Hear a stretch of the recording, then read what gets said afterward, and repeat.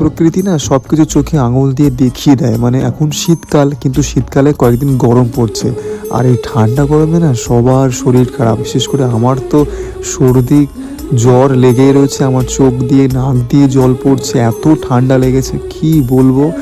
তবুও কিছু করার নেই, ঠান্ডা লাগলে কি করতে হবে, ট্রিটমেন্ট করতে হবে। শরীর থাকলেই শরীর খারাপ করবে, এটাই স্বাভাবিক। তো আমারও শরীরটা খুবই খারাপ হয়েছে। প্রকৃতি না সব কিছুই পারে। মানে দেখো এখন শীতকাল, কিন্তু শীতকালে খুবই গরম পড়ছে, এই কদিন খুবই গরম পড়েছে, আবারও ঠান্ডা পড়ছে। তো এরকম করলে তো মানুষের শরীরটা খারাপ করবেই।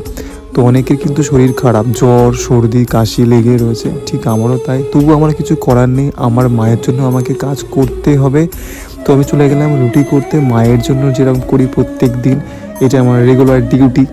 তো আমি করছি, মায়ের জন্য রুটি করছি, মা খেয়ে এটা শুয়ে পড়বে, তারপরে আমিও খাবো, খেয়ে সবাই শুয়ে পড়বে। তো সবাই ভালো থেকো, সুস্থ থেকো, আর সবার খেয়াল রেখো, পরিবারকে ভালোবেসো, এটাই বলার আছে। হ্যাঁ, আমি সব কিছুই পারি। একটা ছেলে হয়ে রুটি করছি, এটা অনেকে আবার খারাপ বলবে, লজ্জা পাবে বা ঠাট্টা করবে, তো আমার এতে কিচ্ছু এসে যায় না। আমি সব কাজই করি, আর আমার কাজটা আমি নিজে করতে খুব পছন্দ করি। কেননা মাকে আমার টাইম মতো খাওয়াতে হয়, শোয়াতে হয়, ওষুধ খাওয়াতে হয়। যে কাজটা করছি আমি ভালোবেসেই করছি, এতে আমার কোনো রাগ নেই, দুঃখ নেই। আমি আমার মাকে যত্ন করছি, এটা আমার ভালোবাসার জিনিস, আমি যত্নে রাখবো সবসময়।